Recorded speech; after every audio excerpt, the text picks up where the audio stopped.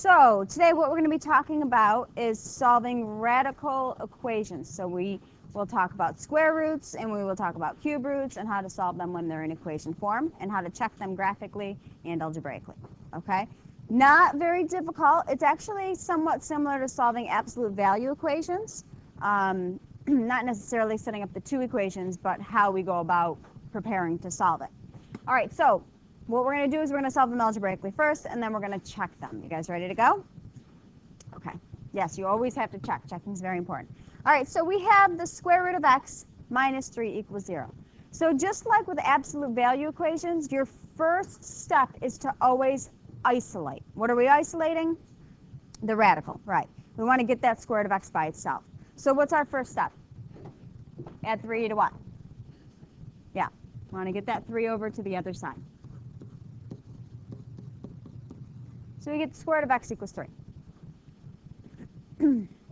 Now, how do I get rid of a square root? How do I get rid of a square root? Square it. So what I do to one side of an equation, I have to do to the other, right? Okay, so the square root of x squared is x, and the square root of 3 is 9. All right, so let's do a little side note here, okay? Yesterday we talked about how we went from radicals to rational exponents, right? How would I rewrite the square root of x as a rational exponent? X to the what? 1/2, right? You remember that from yesterday? Okay, so the reason why squaring it works to get rid of it, when you raise a power to a power, you multiply. What's a half times 2? 1. Okay, so that's why this works. So when we start talking about cube roots and the cube root of x squared, we start talking about how their rational exponents can be changed to 1, what we need to raise it to change it to 1. Okay, so that's why this works. That's why squaring it gets rid of that exponent for us, or gets rid of the radical for us. Okay, so we're saying the answer was 9, right? So how do we solve or check this graphically? That's what we're going to talk about first, okay? What does it mean for a function to equal 0 graphically? Where would we look for a function to equal 0?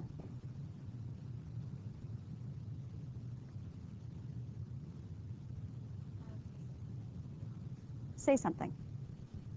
Give me anything. Have anything to do with the what? Not quite the origin, but it does have something to do with the x-axis, okay? A function is equal to 0 when it crosses the x-axis, okay? So square root of x minus 3, on the next page I have the graph page for you. When I type that in, square root of x, minus 3, if the equation says equals 0, what I'm looking for is for when the function equals 0. When the function equals 0 is when the y value is 0, and that's on that x-axis. Okay, so when I hit enter, my solution is going to be where it crosses the x-axis. Okay, now where it crosses the x-axis, we have a couple words for that, right? We call those solutions. We call them roots, and we call them zeros, the 0 of a function. Okay, now in your menu, under Analyze Graph, we have an option that says 0. That 0 is going to give us the point where it crosses that x-axis. Okay, that's where the function equals 0. So you're going to select that. Notice it says lower bound. You're going to click to the left of the solution and then to the right of the solution, and it's going to pop up with the point 90. What was our solution to our radical equation? 9. Does it match the x coordinate of my 0? Yes. Okay. So that's how we can check it graphically. Any ideas how we would check it algebraically? Yeah, we store 9, right? So I'm just going to add a calculator calculator page real quick, and I'm going to store x as 9, right? My equation was the square root of x minus 3 equals 0. Now it should say true. So that's the other way you can check it. You can check it graphically, you can check it algebraically, but you have to check because we do get extraneous roots. Okay, extraneous roots are the roots that don't work. They say false and we have to get rid of them. Okay? All right, so let's try the next one. Now this one's a little bit more intense, right? The goal is still the same. I want to isolate that radical first. How do I do that? What's my first step? How? Add the 4 first. All right, we're going to add that 4 to the other side. Now, how is the 2 and the radical x plus 2 connected? What operation? So how do I have to pull them apart? Divide. Okay, so now, is the radical isolated? Absolutely. So what do we do now? Square what? Be specific. Square both sides of the equation. Good.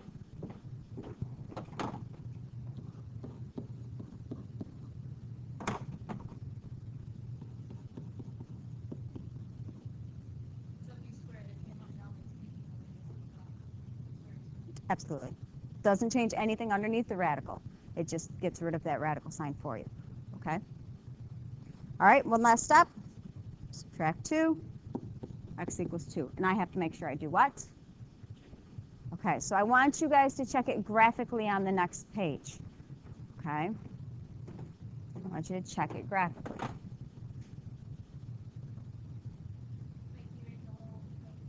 I'm going to show you. Hold on. We'll go over it again. As soon as everybody's done writing this down. Okay, so this is the piece you're concerned about, right? So that is what you are typing in, just the function, right? The left-hand side of that equation. The equation says equals 0, so what we want to know is where it crosses the x-axis. So in order to find that value, we use menu, analyze, 0. We click to the left and then to the right.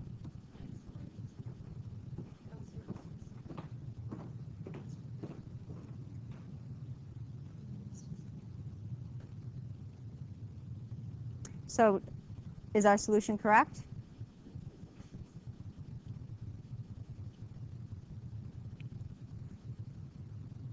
I don't know why. No idea. Okay, so our solution checks. Okay, go ahead and try the next one. I'm going to pause here. We'll come back to it in a moment. Say it again, Gabby. Yeah, we're going to subtract 5 to start. Okay. Divide by -1. Yeah, that's how we get rid of that negative, right? Okay. Square it. And add 2. How many of you got 27? Awesome. Okay. Does it check? Yeah. Okay. Starting to get the hang of it? Takes a little practice. No. Just a little bit harder. Not much. Can I make it go away? Okay. That's okay, I'll wait. Okay. All right, so let's try this one and then we'll move on to cube roots, okay? So go ahead and give this one a shot. We'll come back together in just a moment. Okay, first step. Divide by a -3, right? It's connected through multiplication, so to remove it, we divide. 0 divided by anything is, okay, now what? Square both sides, 0 squared is, and then, how do we do? Does it check? Yes, it does. Okay, that checks. So I could also check it real quick algebraically. -3 times 4 minus 4 equals 0. -3 radical 4, 4 minus 4 is 0. What's square root of 0? 0. 0, and I get 0 equals 0, so that does check. Okay, so that's another way you could check it. Okay. Let's move on. Negative 1 squared isn't. It's positive 1. You need to put that negative 1 in parentheses, dear. I know. Okay, so let's go on to cubic functions. Move forward to page 2.1. All right, now, we talked about how the square root of x with a rational exponent was equal to x to the what? You guys are killing me. Come on. 1/2, right? And the reason why we square it is because 1/2 times 2 gives us x. X to the 1/2 times 2 gives us x. We're clear on that, right? So let's talk about cubic functions. What's the rational exponent? X to the 1/3. Good. So what would I have to raise it to get rid of the 1/3? How would I make it to be 1? Yeah, I'd cube it. 1/3 times 3 gives us 1. So what if I had the cube root of x squared? This is x to the what? Brittany said it, 2/3, right? So what would I have to raise it to make it equal 1? 2/3 times 2/3 is 4/9. That's not going to help us. What do I have to multiply by to make it equal 1? Say it again. 3/2, which is its what? Reciprocal. Okay? So 1/2 and 2 is the same thing as 2/1, right? It's its reciprocal. 1/3 and 3/1, it's its reciprocal. Let's say I had the 6th root of x to the 7th. What am I going to raise it to? 7/6. No, that's what it is. Sorry. What am I going to raise it to? 6/7, right? Because as a rational exponent, it's 7/6. So you have to raise it to the 6/7. You getting the hang of it? Do you understand why we use the value we use? I want you all to sit there and stare at me with a blank look on your face, please. I'm not trying to copy down that. Okay. All right, so we know when we have a square root, we square it, right, to get rid of the radical. The reason that works is because we know the square root of x is x to the 1/2 power. Agreed? 1/2 times what would equal 1? 2. Right? 1/2 times 2/1, this equals 1. So what you're doing is when you're trying to get rid of these radicals, you raise them to the reciprocal of their rational exponent. That's it. Okay? So if you have the cube root of x squared, that's x to the 2/3. And we know how to do that from yesterday. So to get rid of that radical, you have to raise it to 3/2 to take the reciprocal. Good? Okay. All right, so let's go to the next page. I've got the cube root of x minus 2 equals 0. Add 2. Very good. Okay. Again, how do I get rid of a cube root? I cube it. And what's 2 cubed? 8. Okay, so we check it the same way. All right, you can check it by storing and plugging in to see if that works. You can check it by graphing. I want to check it by graphing first because I need you to know what these functions look like. The square root looks different than the cube root. Okay, they have kind of a different look to them. So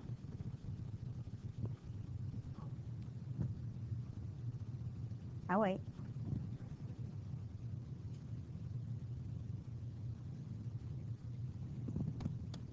So we're going to take this piece here, right?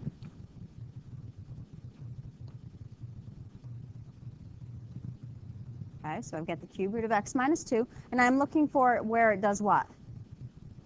Crosses the x-axis. That's where the function is equal to 0.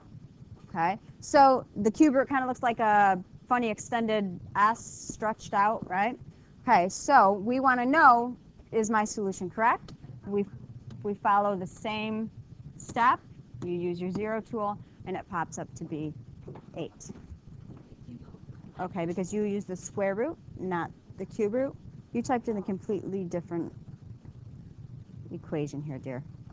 That's not even close to being correct. Nope, not even a little.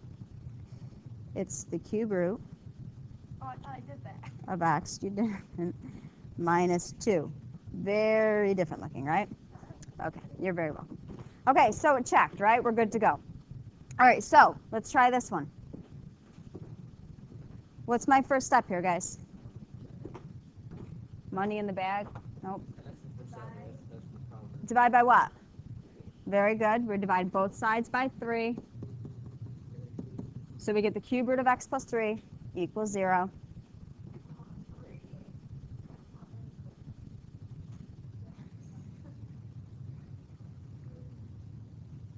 Okay, now what?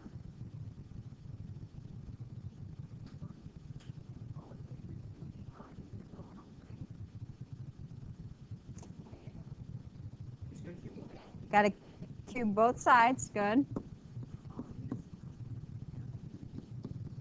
What's 0 cubed? Okay.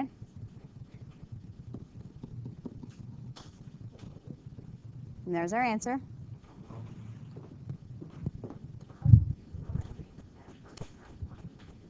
First step, we divided by 3 in both sides. 0 divided by 3 is 0. Then we're left with the cube root of x plus 3. In order to get rid of the cube root, we cube it. Cube both sides. So we're left with x plus 3 equals 0. And then subtract the 3. Okay. So we want to make sure it checks, right? So I could do it algebraically as well. I could use the store function or I could graph it. I have lots of options. There's no reason not to check.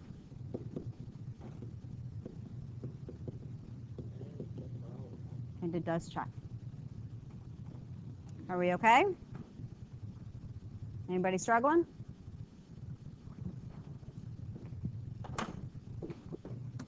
Okay, ready? Guess I should have done that one.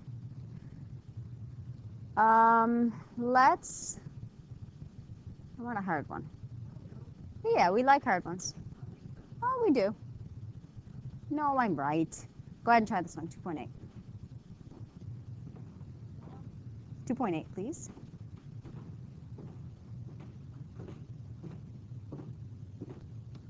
Okay, what's the first step? Subtract the 6. Very good.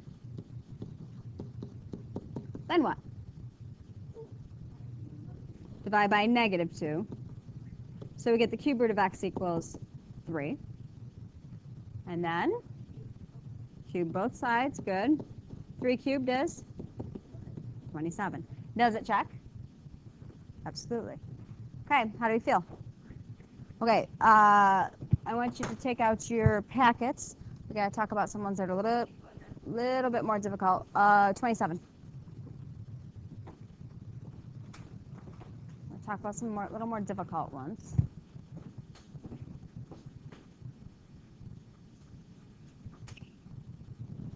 I have 2 that I want to do. 4 and 5 is your homework tonight. I want you to look at page 4L, please and thank you. Page 4. That was the answer to the last problem. Okay, so these ones aren't set equal to 0, and that's okay. They don't have to be, right? So if I look at this one, our first step is to always isolate the radical, correct? Is the radical isolated? Yeah. So what's our next step? Pay attention, girls. It's already isolated. What do I have to do next? Yeah, I got to square both sides.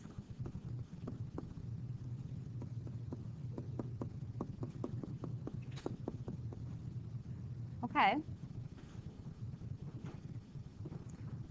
What kind of an equation is this?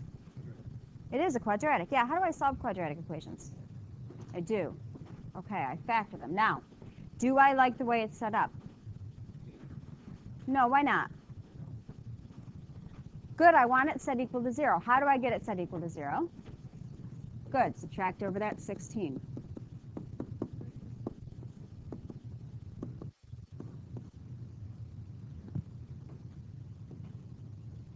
Okay. How do we solve quadratics?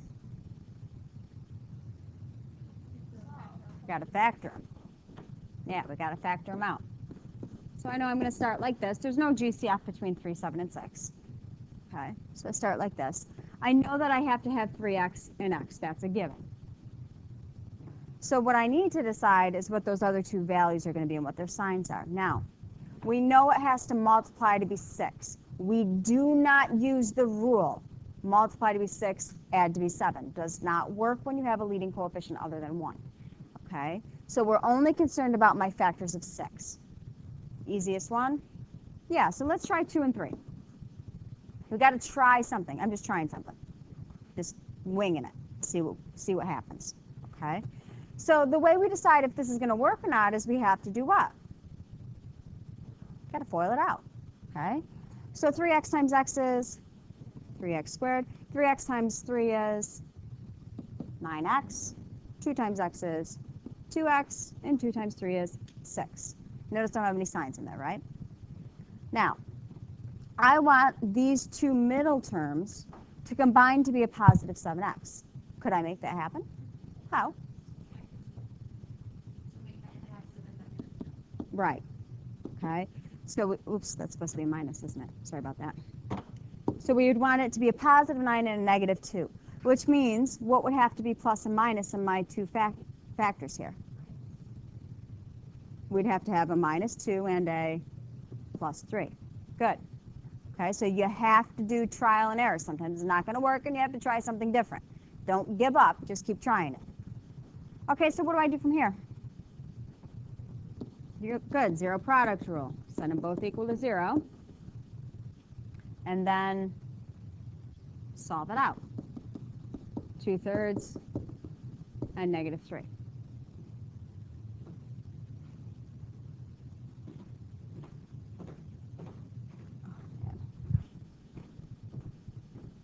Never have quite enough time. Okay, you would go back and check those to see if they work. I got to go over one more thing with you real quick. I'm going to make this disappear on you, sorry. On the next page, 3a and 3b, okay? How do I get, it's the square root's isolated, right? How do I get rid of it? I got to square both sides. How do I square x minus 1? Got to FOIL it out. Okay, so when I have this FOILed out, I get this. Now this is a quadratic as well, just like the last one. So we have to get everything to one side.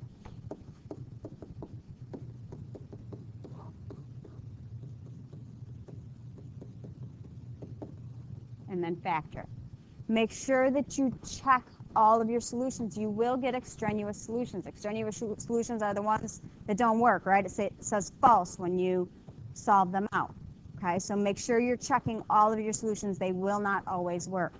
Also, these are all equations, right? We have a function on our calculator that solves equations for us, don't we? What is it? Yeah, numerical solve. So if you use that, that's fine. That's a great way to check. If there's more than one solution to the radical equation, it's only going to give you one of them. And if you don't show your work, you're not going to get credit. Okay, so keep that in mind. It's a good way to check. It's not always going to work for you. Are we good? So this does factor x minus 5x plus 2. You get x equals 5 and negative 2. Yeah. One of these, I think negative 2 gets rejected. And we're left with 5, I think, if I remember correctly from last class. Okay, so yeah, pages 4 and 5 for homework. Again, make sure that you check in the library windows to see where you're going to be first period tomorrow for that Terra Nova, okay?